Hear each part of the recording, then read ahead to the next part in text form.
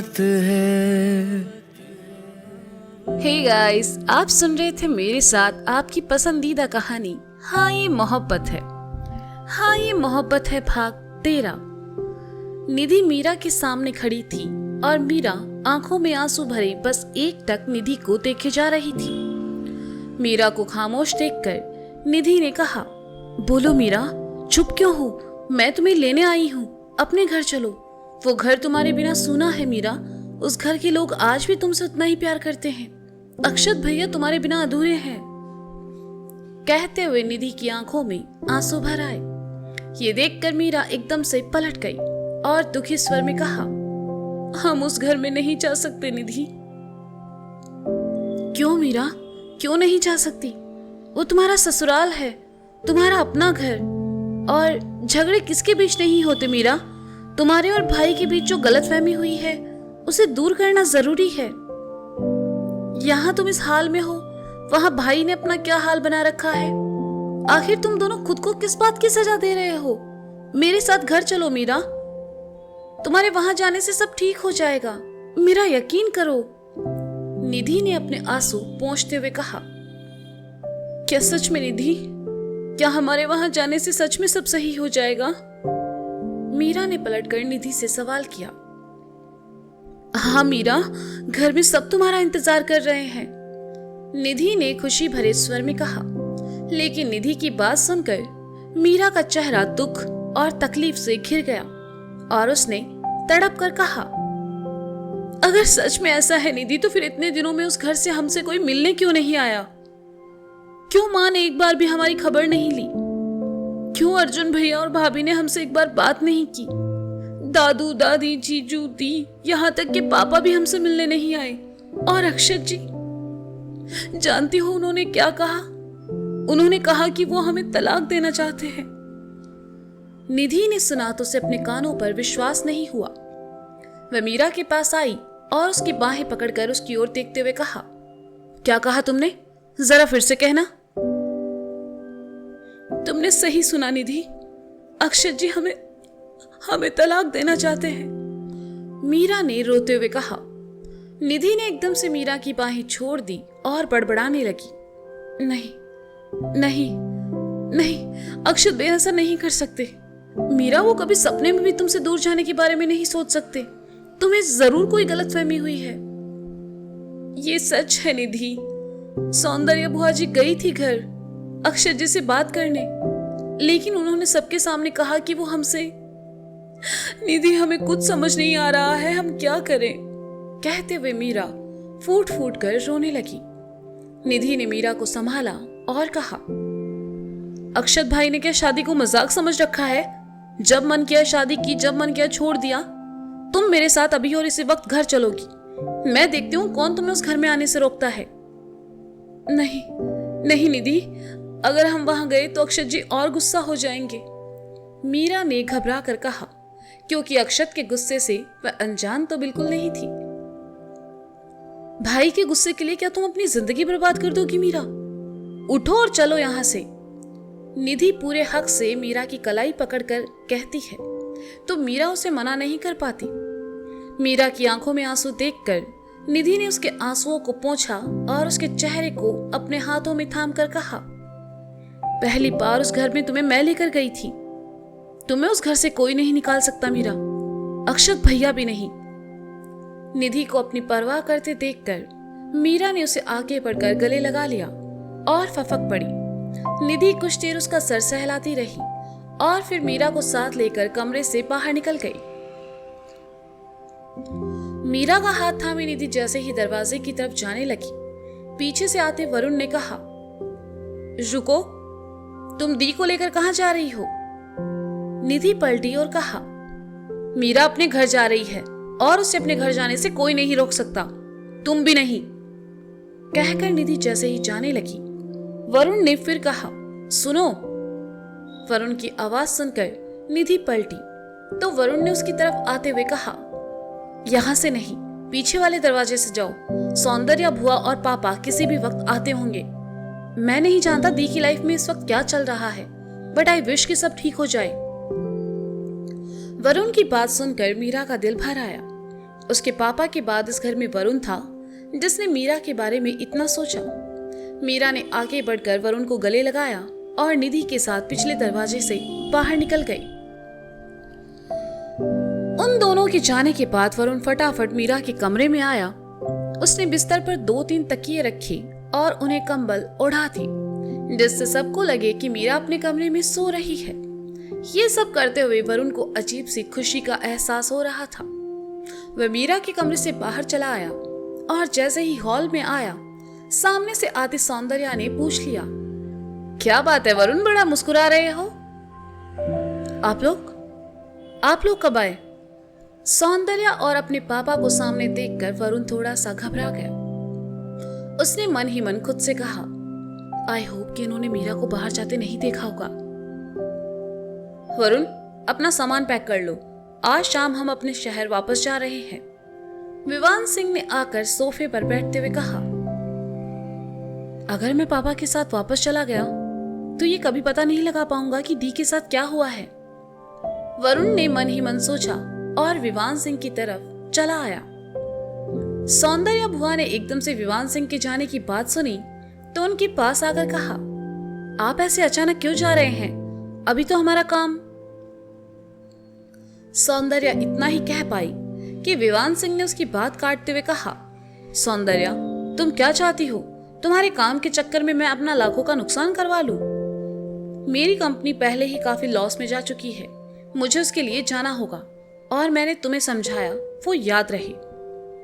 विवान सिंह के झड़पे जाने से सौंदर्या खामोश हो गई। वरुण जो कि पास में ही खड़ा था, उसने अपनी चुप्पी तोड़ी और कहा, पापा, मैं कुछ दिन यही रुकना चाहता हूँ। तुम यहाँ रुककर क्या करोगे? और कल तक तो तुम्हें यहाँ रुकना नहीं था, फिर आज एकदम से? खैर, तुम्हें जो ठीक लगे, लेकिन यहाँ रुकने के नाम पर पैसों की उम्मीद मुझसे तो बिल्कुल मत करना। विवान सिंह ने उठते हुए कहा और वहां से चले गए। उनकी इस बात पर वरुण का मुंह बन गया। मैं जरा मीरा को दिखाती हूँ, वो अभी तक उठी नहीं। सौंदर्या कहते हुए जैसे ही जाने लगी, वरुण ने उन्हें रोक दिया और कहा, दी अपने कमरे में सो रही है, उन्होंने अभी अभी दवा खाई है, उन्हें आराम की सख्त जरूरत है। वरुण सफेद झूठ बोल गया, जबकि मीरा तो वहां से कब का जा चुकी थी।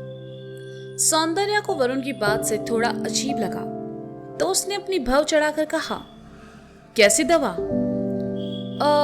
वो दी का सर दर्द कर रहा था तो मैंने ही उन्हें पेन किलर दिया है, अभी ठीक है और सो रही है, वरुण ने कहा।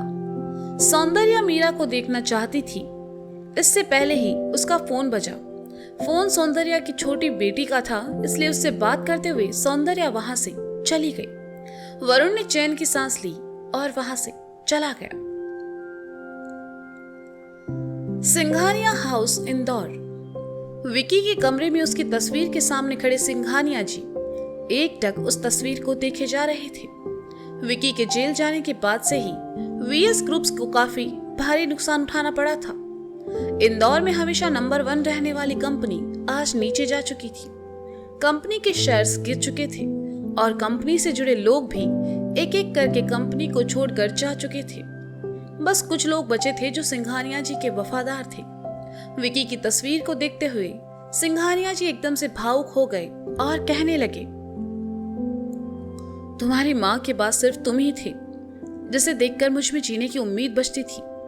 मैंने तुम्हें सब दिया, जो तुम्हारे लिए सही था वो भी, और जो सही नहीं था वो भी। फिर ऐसी क्या कमी रखी मैंने जो आज तुम इन हालातों में हो विकी? उस लड़की की वजह से आज तुम जेल में हो। पता है कैसी कैसी बातें कर रहे हैं लोग तुम्हारे बारे में। मैं उस लड़की को कभी माफ नहीं करूंगा विकी। मैं उसकी जिंदगी नर्क बना दूंगा। बहुत बढ़िया, कैसे बनाओगी नर्क? वैसे ही जैसे मेरी जिंदगी को बना दिया था। एक जानी पहचानी आवाज सिंघानिया जी के कानों में पड़ी।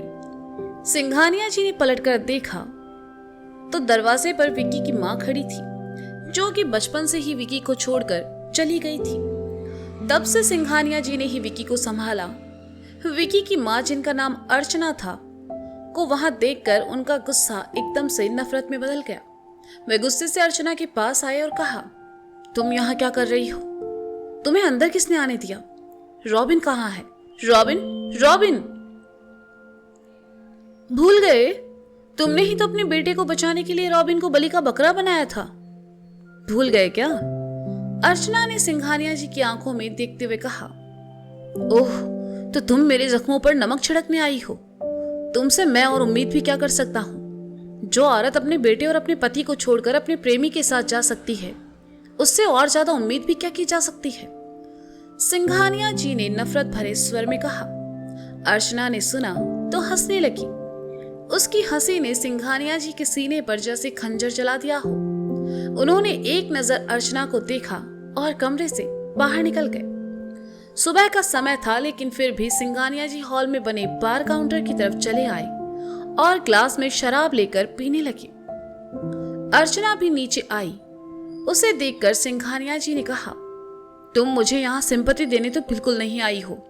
तुम बस देखने आई हो कि अपना सब कुछ खोने के बाद मुझे बर्बाद होते देख पाओ। मैं यहाँ अपने बेटे के लिए आई हूँ, अर्चना ने इस बार नरमाई से कहा। बेटा? किस बेटे की बात कर रही हो तुम, जिसे तुम उसके बचपन में ही छोड़कर चली गई थी उस बेटे से मिलने? पर वो तो आज यहाँ है ही नहीं।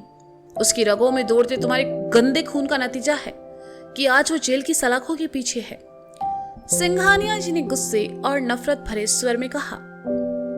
मेरा खून गंदा हो सकता है, लेकिन तुम्हारी परवरिश तो अच्छी थी ना। फिर भी विकी जेल में है, अर्चना ने सधी हुई आवाज में कहा। तो सिंघानिया जी उनकी तरफ देखने लगे। अर्चना सिंघानिया जी के सामने आई और कहा, इंसान जब खुद रिश्तों को नहीं संभाल पाता तब वह दूसरों को दोष देता है। विकी की इस हालत के जिम्मेदार तुम हो मिस्टर सिंघानिया। एक बाप अपने बच्चे को कितनी ऐशो आराम की जिंदगी दे दे, लेकिन उन्हें संस्कार नहीं दे सकता। मिस्टर सिंघानिया ने कुछ नहीं कहा, बस खामोशी से अर्चना को देखते रहे और फिर हाथ में पकड़ा शराब का ग्लास बार काउंटर की तरफ फेंक कर वहां से चले गए। अर्चना उन्हें जाते देखते रही और फिर घर से बाहर निकलकर अपने ड्राइवर से कहा, गाड़ी सेंट्रल जेल की तरफ ले लो। जी मैडम, ड्राइवर ने अर्चना के लिए दरवाजा खोलते हुए कहा और फिर दोनों वहां से निकल गए। जेल की चार दीवारों के बीच नीचे जमीन पर लेटा विकी किसी सोच में डूबा था। जब से इस केस का फैसला हुआ था, तब से ही विकी का मन अजीब सी बेचैनी से घिर चुका था। बार बार छवि का चेहरा उसकी आंखों के सामने आता और वह उसके बारे में सोचने लगता। छवि से जुड़ा हर पल उसे याद आ रहा था।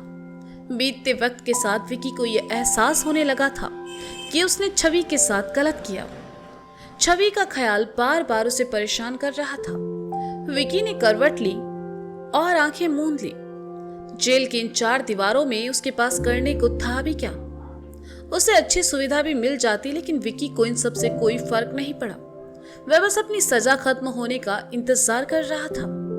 काफी देर तक जब छवि का ख्याल उसके दिमाग से नहीं निकला, तो वह उठा और पानी पीने मटके की तरफ चला आया। विकी ने ग्लास में पानी लिया और जैसे ही पीने लगा, किसी की आवाज उसके कानों में पड़ी। विकी? सलाखों के उस पार खड़ी अर्चना ने कहा। अपनी मां को वहां देखकर विकी हैरान रह गया। तो दोस्तों, क्या लगता है आपको? क्या वरुण यहां रहकर पता लगा पाएगा मीरा की परेशानी? अर्चना अब विकी से क्या चाहती है और क्या वो चाहती है मिस्टर सिंघानिया को फिर से बर्बाद करना? जानने के लिए सुनते रहिए हाँ ये मोहब्बत है मेरे साथ। Bye bye.